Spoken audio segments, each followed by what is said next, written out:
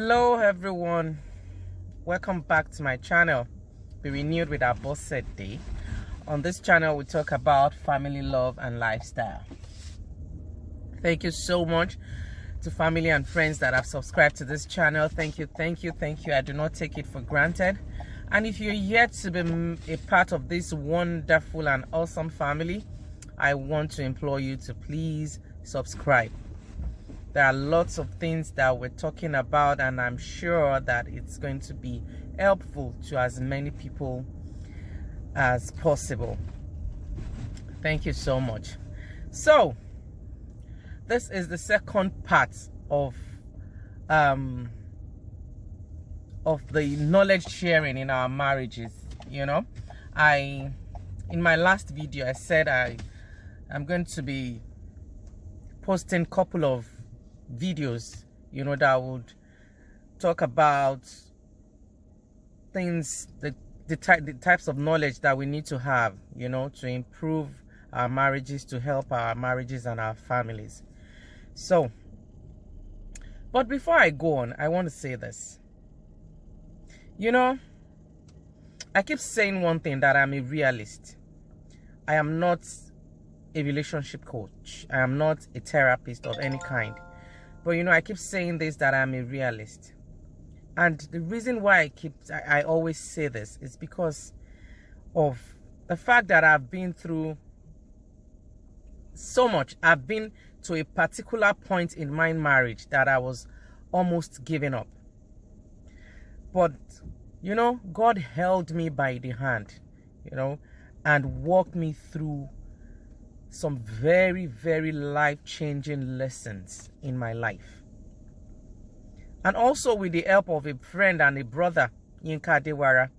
You know, that man, as at that time that I was almost giving up, God sent him to me. And, you know, he asked me some very, very heart-wrenching questions.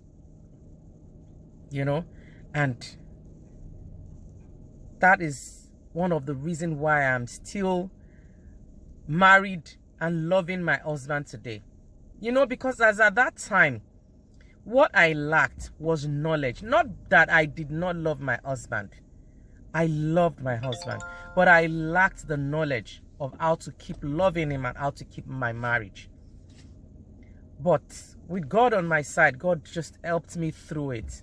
And today, here I am, talking about it because it's interesting, it's lovely. You know, I love when families are working, and the best we can do for ourselves, you know, is to share stories, is to share our experiences. And that is why I keep saying I'm a realist, because I've been through it. I've been there. I'm still married, and there are still challenges, you know, that comes through in marriage that, you know, God by our side, with God, we always surmount all those challenges. So, like I said, once again, I am not a relationship coach. I am not a therapist of any kind. But I will always say this, I'm a realist.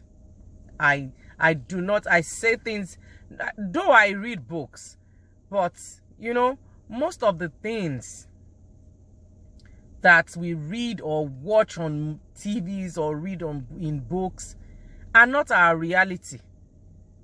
Most of us, our realities are different from the things we read, the things motivational speakers tells us. So, here we are. So today, I'm going to be talking about three types of knowledge that we need to have that will help our marriages. Three things that, if we get them right, will help us. But before I go into that, I want to go back to the last video I posted.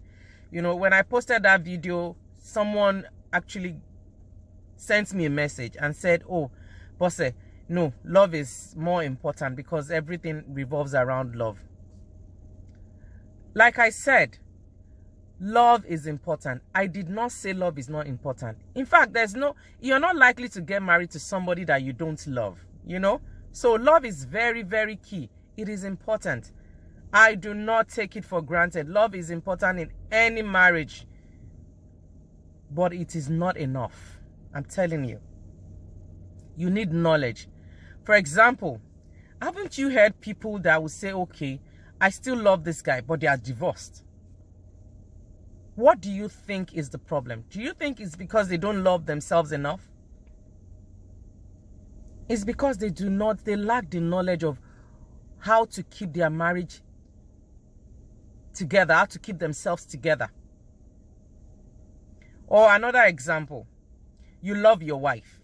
You keep saying you love your wife, but all the time you buy her gifts, you buy her things, you know, every year you change her car, but you are never around. You're always at work, you're always traveling. And your wife, what your wife actually appreciates, you know, when you buy those gifts, you feel, you notice that she doesn't really give too much attention to those gifts you give her. The reason is because what she appreciates is seeing you around. She wants you to be with her. She wants to go out with you. She wants you to be around, you know, not all the time, but sometimes she wants you to spend time with her. That is her own love language, not the gift that you buy for her, not the cars that you change every year. So we need to have an understanding of all these things. Knowledge is power. Knowledge is key. That is what we need to keep our love, to love ourselves, and to even understand love languages. So, I still stand by my word. Love is not enough to keep our marriages. So, going to the things that I said we're going to talk about. Number one thing that I want to talk about is expectations. You know, when we are getting married, we set expectations both for ourselves and our spouses, you know. If you want to get married, you definitely set expectations, things that you expect to do, things that you expect to achieve in your marriage. And you also set expectations for your spouse. But you know, those expectations that we set those expectations based on our family backgrounds, based on societal definition of what a married man and a married woman should be. We set those expectations based on our beliefs, based on the stories that we've heard. We set those expectations based on our parents. We set those expectations based on things that we read in the books. Like when I was growing, when I was younger, I loved to read Mills and Bones. You know, some of us set our expectations based on the novels that we read. But one thing we fail to do is to set expectations based on our reality, based on the person that we are getting married to.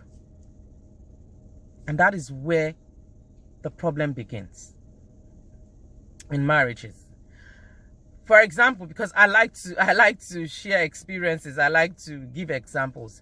For example, you know, I come from a family where it's my dad. It was my daddy that was always paying our school fees. You know, he was the one that would pay school fees, buy books, everything. My mom, he didn't even allow my mom to do all that because, you know, he felt okay. As the man of the house, you know, so he was the one doing everything. And when I was getting married, those were the things I was looking out for. I was expecting that, okay, it's my husband that will be paying school fees, it's my husband that must do this, that must pay house rent, you know, forgetting that the economic situation of the whole world has changed. Everything cannot be done by my husband and my husband alone.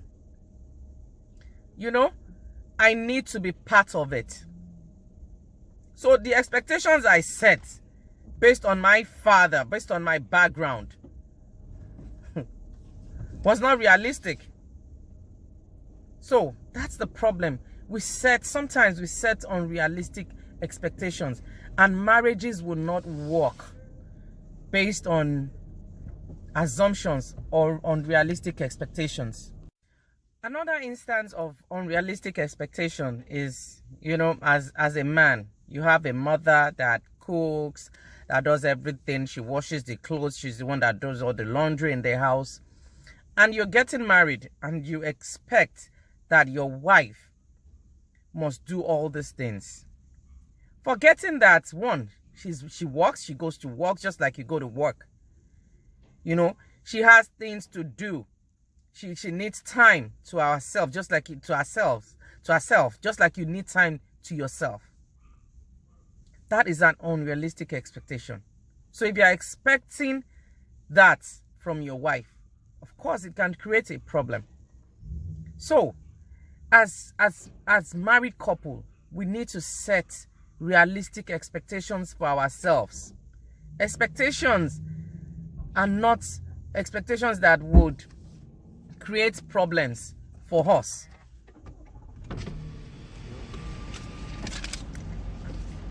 I'm sorry, I'm at the gas station trying to get gas. So, we need to set realistic expectations.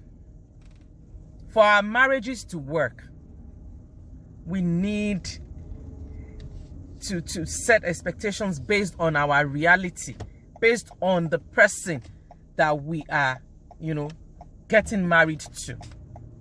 And then another thing is commitment. There are different types of commitment in marriage. Different types of commitment. There's some people that are committed based on morals.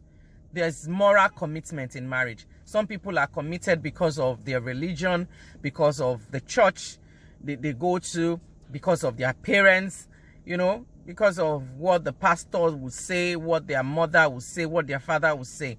They're hanging on to that marriage just because of those reasons. And then another form of commitment is when you're structurally committed. What do I mean? When you're committed because of your children, because of the fact that you still have a roof over your head, or because you have someone that helps you to pay your bills.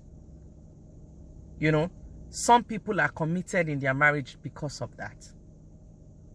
Then the last one, which is the most important one, which is the right one, is personal commitment. You're in that instance, you're committed.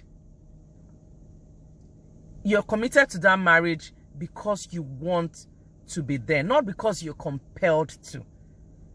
Not because you're compelled to because of your children. You're not committed because of what your mother or your pastor or your friend, or someone will say. You're committed because you feel it is right. Because you feel it is important.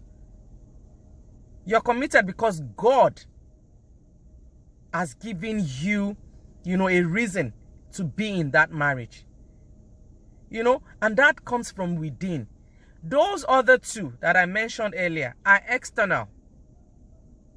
And they are not important. It's not as if your children are not important. But the thing is, if you are hanging on to a marriage because of your children, if you are hanging on to a marriage because of what people will say, then you are not enjoying the marriage.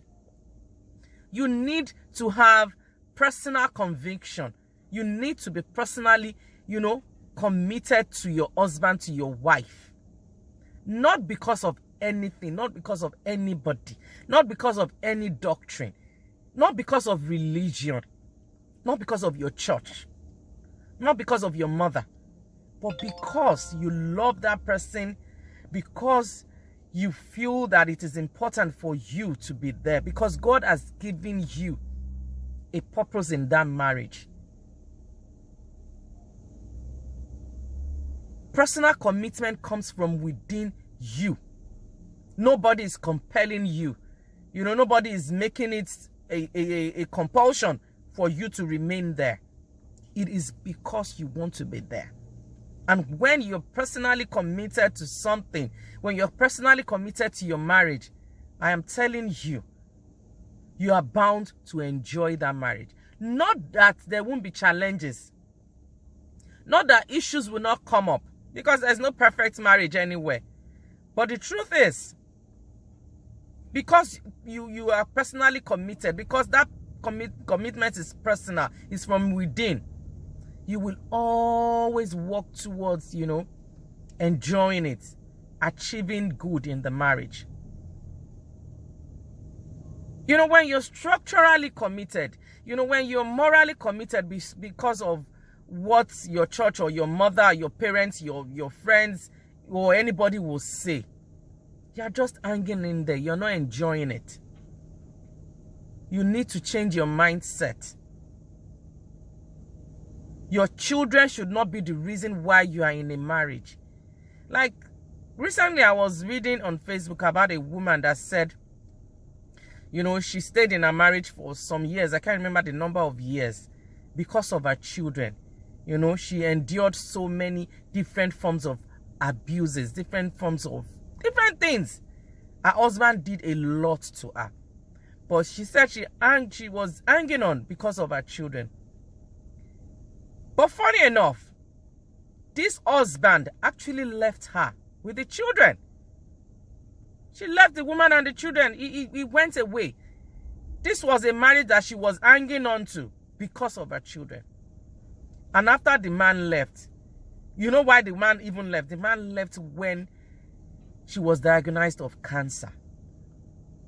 And at that point, the marriage that she's been hanging on to was nowhere. The man left her. So, she had to pick up her life. Especially when you are in a marriage where there is so much abuse, when there's so much punching, beating, verbal abuse, there's no point hanging on because of your children. Because if anything happens to you, those children will suffer. Another woman will come and take your place. So why do you want to die? Why not just leave? There is no reason to be committed or to stay in a marriage because of, structural things or because of moral. No.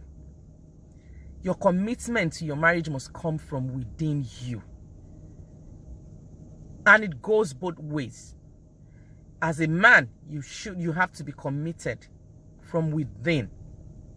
Personal commitment is much more important, is much more real than those other two. And that brings me to comparison. As a man or as a woman, the moment you start to compare your home, compare your husband or your wife to another person, that is the beginning of your problem. You start to create issues in your marriage. No marriage is the same. Like I said, we all have, our realities are different. So, for us to make our marriages work, we need to stop comparing. We need to stop looking at our home. We shouldn't use other people's home to decide what happens in our families. We shouldn't compare our husbands, our wives, your wives, to other people. Some men, they compare their wives either to their colleague in the office or to their friend's wife, and they start, bringing in all sorts of complaints, all sorts of excuses. The same goes to women. Some women compare their husbands to other people, to other men outside. The moment you start doing that, you are killing your marriage. Those are the kind of knowledge that we need to have. Even if you love someone, if you love your husband or your wife, it's still possible for you to compare them with other people. But if you have the knowledge, not to compare your homes with another person's home, not to compare your husband, your wife, then you will be doing a lot to save your marriage.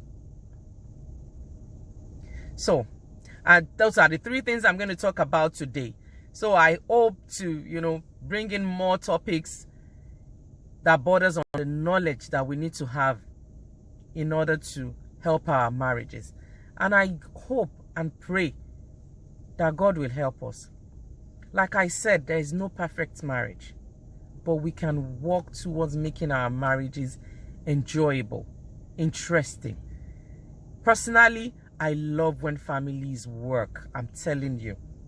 Because when families work, it has good and wonderful effects on the society, because the society is made up of families. So I pray that God will bless us. Thank you for listening, for watching. Don't forget to share. Don't forget to subscribe. Thank you, and have a blessed day.